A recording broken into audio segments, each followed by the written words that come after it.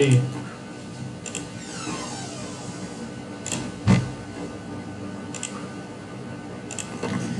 भाई, स्वागत है आपका मेरे यूट्यूब चैनल पर। मैं आज आपके लिए 17 में जो पेपर हुआ था थर्ड शिफ्ट में, तो उसका कुछ रिव्यू लेकर आया हूँ। तो मेरे बड़े भाई हैं, उनका पेपर था गाज़ियाबाद, तो उसका रिव्यू लेकर आया हूँ। तो पहले मैं करता हूँ स्टाफ की बात। तो स्टाफ जो था हमारा बहुत ही ज़्यादा हेल्पफुल था, मतलब एकदम बिल्कुल जैसे क्या उनको करना चाहिए। उन्होंने अपनी मतलब सारी जिम्मेदारियाँ निभाई हैं एक एक करके, जो जो उनको करना चाहिए, मतलब शीट बताना, ये सब चीज़ें। मतलब एक्सपीरियंस था स्टाफ को भी, ऐसी कोई बात जितना उनको होना चाहिए था। तो मैं और सर्वर वर्वर भी सब ठीक चल रहा था, किसी के माउस उसमें भी या कि माउस उसमें भी किसी के में कोई दिक्कत नहीं थी, सब चीज़ें बिल्कुल बढ़िया थी। गाजियाबाद सेंटर था उनका, उन्होंने मुझसे यही बताया। तो उन्होंने जो जो जो जानकारी मुझे उनसे मिली है, तो उसे तुम्हारे साथ साझा करने वाला हूँ। तो चलिए शुरू करते हैं। तो उन्होंने मुझे बताया था कि रीजनिंग में क्या होता है। रीजनिंग में जो एनालिटिकल रीजनिंग होती है हमारी, एनालिटिकल जो रीजनिंग होती है, इसमें से उसमें क्वेश्चन आए थे 3-4, जो स्टेटमेंट कंक्लूजन होते हैं, कथन निष्कर्ष वगैरह, इसमें से।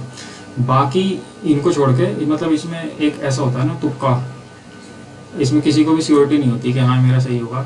बाकी इन 3-4 क्वेश्चन को छोड़ के सारी पूरी रीजनिंग डुएबल थी एकदम।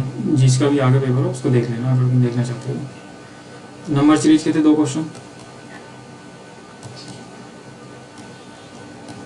थोड़े मॉडरेट लेवल के थे।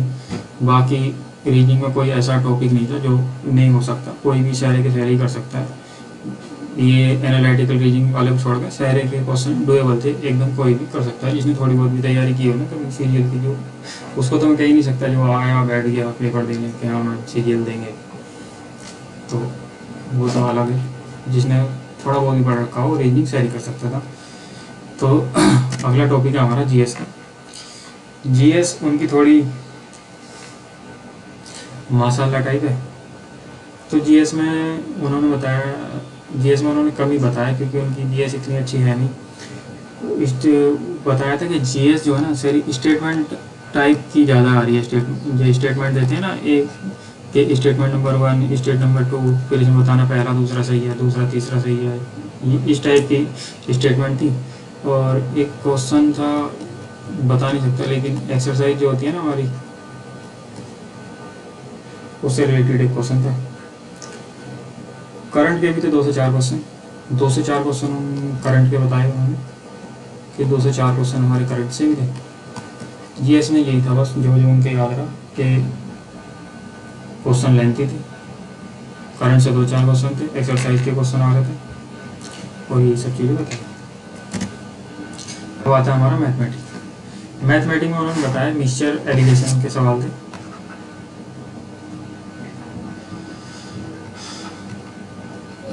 मिक्सचर के सवाल थे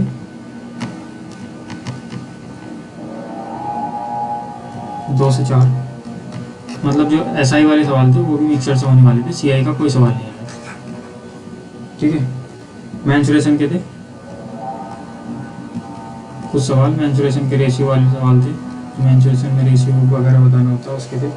कोऑर्डिनेट ज्योमेट्री के थे 2 सवाल।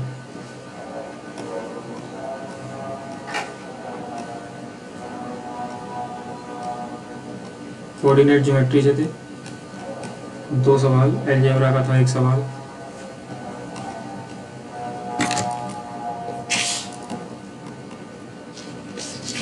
ट्रिगो से थे 2-3 सवाल, और स्लोप के सवाल भी आए थे। कोऑर्डिनेट ज्योमेट्री में जो स्लोप आता है ना,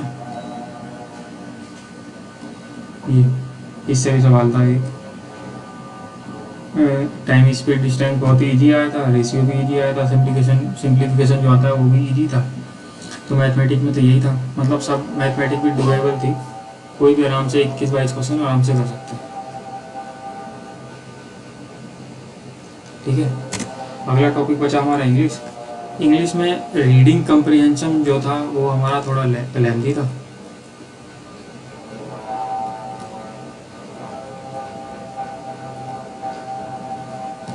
इसमें वही है, जो इसे छोड़ देगा उससे अलग वो 7-8 क्वेश्चन फालतू कर लेगा, जो इसमें इल्जा रह जाएगा वो इल्जा रह जाएगा। ये भी एक टॉपिक था हमारा हिस्ट्री का, उससे आया था। और पैराजम्बल PQR जो होते हैं ओके टाइप थे, मतलब इतने हार्ड नहीं थे, लेंथी नहीं थे, कोई भी कर सकता है किसी से भी। वो कैब भी हमारी इजी आई थी उसमें।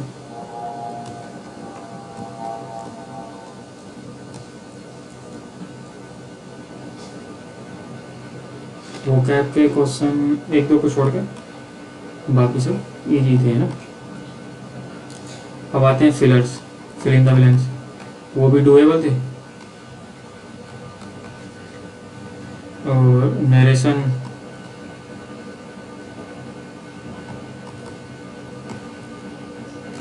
या वही जो थी, ये भी एकदम डुएबल थी। इम्प्रूवमेंट के जो सवाल आते हैं, सेंटेंस इम्प्रूवमेंट, वो भी थे, वो भी हमारे डुएबल थे। यानी इंग्लिश हमारी ओवरऑल इजी थी आरसी को छोड़ के, मतलब आरसी इजी था लेकिन लेंथी था, बस इतना था। हिस्ट्री में से आया था, ये भी हिस्ट्री का एक टॉपिक है वहाँ से।